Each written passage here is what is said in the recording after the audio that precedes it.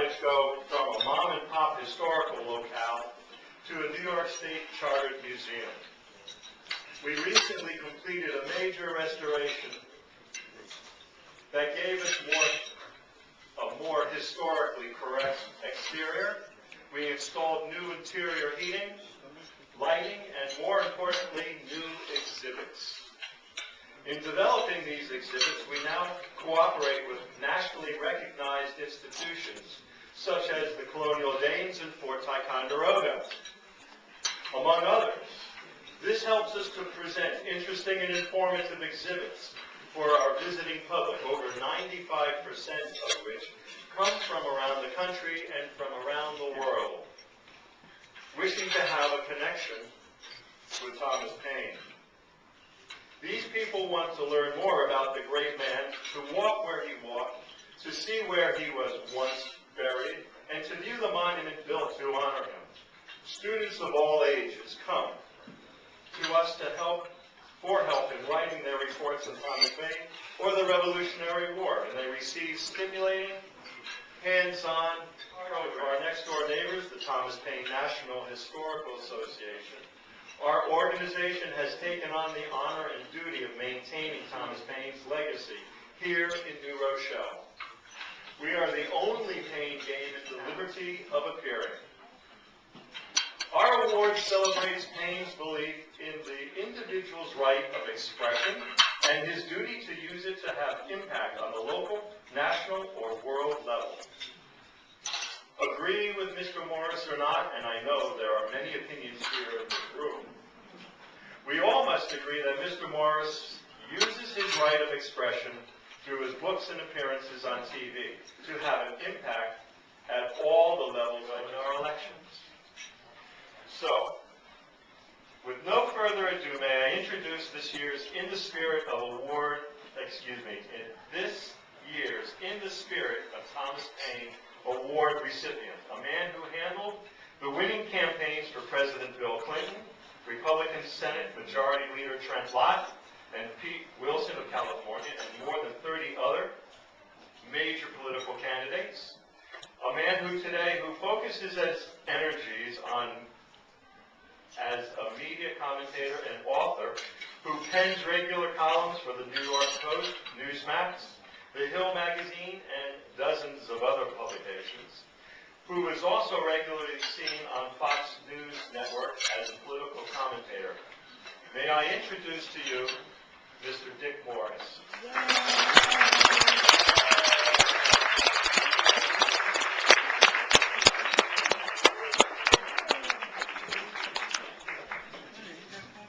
It's a real delight to be attacked for something new.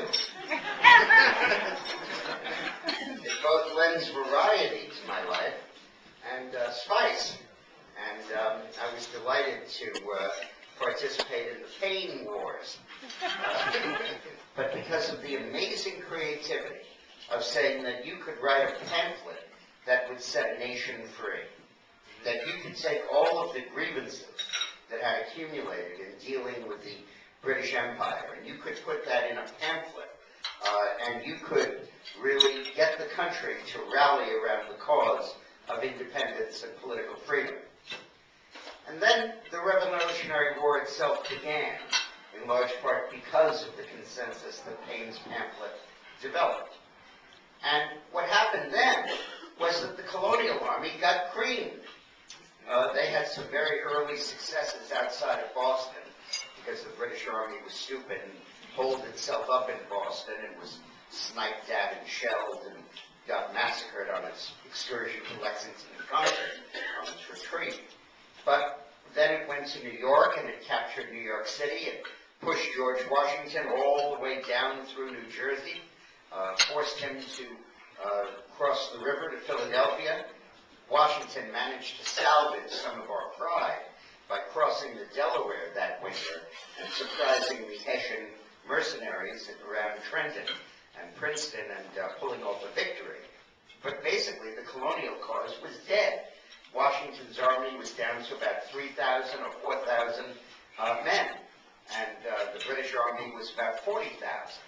And the Tories, the Americans who sympathized with the British were tens of thousands. And really, there was no basis for believing that Washington could possibly win this war. And then Thomas Paine let loose with his second battle, the pamphlet that began, "These are the times that try men's souls. The sunshine patriot and the summer soldier will not win in this war. But the commitment to go through adversity and to persevere will win the war." And in that pamphlet, he really understood the fundamental idea, which was a totally new idea then, that to win this revolution, Washington simply had not to lose it. That as long as this was being waged, as long as this was going on, and British soldiers were getting killed and British treasure was being spent, at some point the democracy within Britain would turn against this war, and that Britain would lose the war not because it was defeated on the battlefield so much as it was defeated in the court of public opinion within the United States. And he understood that in a war between democracies, it was a war for public opinion. And that what he could do was to mobilize American public opinion and hold it fast on behalf of the patriot cause. And he's a wonderful, wonderful person, and we're so proud to have him as our guest tonight. Thank you very much.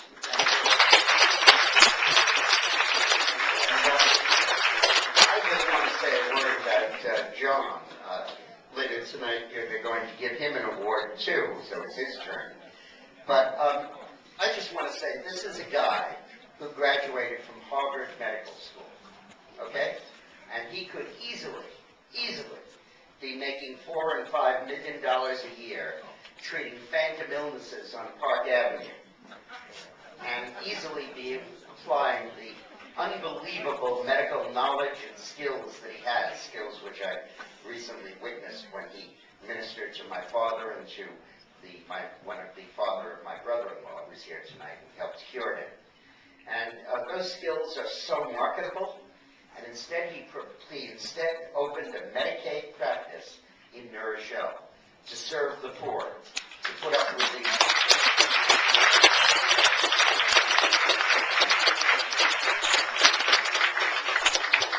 I want to thank the board, and I've been involved with Thomas Paine both sides for the last 25 years, and of course, the intellectual value of Thomas Paine is very important, but also to the community of New Rochelle, and it's just a beautiful thing. All this stuff is real, his musket, his property, his desk, and all the stuff that he had, and the ideas that he had. The board is just all wonderful people giving of themselves, and we have a real house there. The award recipients. Trinity St. Paul's Church.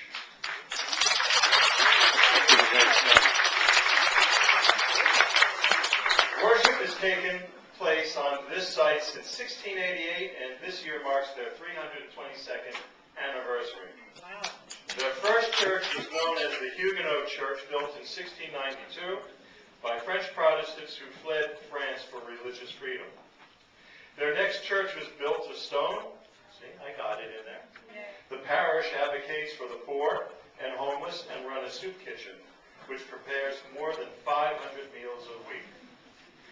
Overseeing the whole operation and leading the parish in prayer is a man who on some days must feel like he is herding cats, and other days is justly proud of the uniqueness and the accomplishments of his parish, and the positive impact that they have on all the members of our community.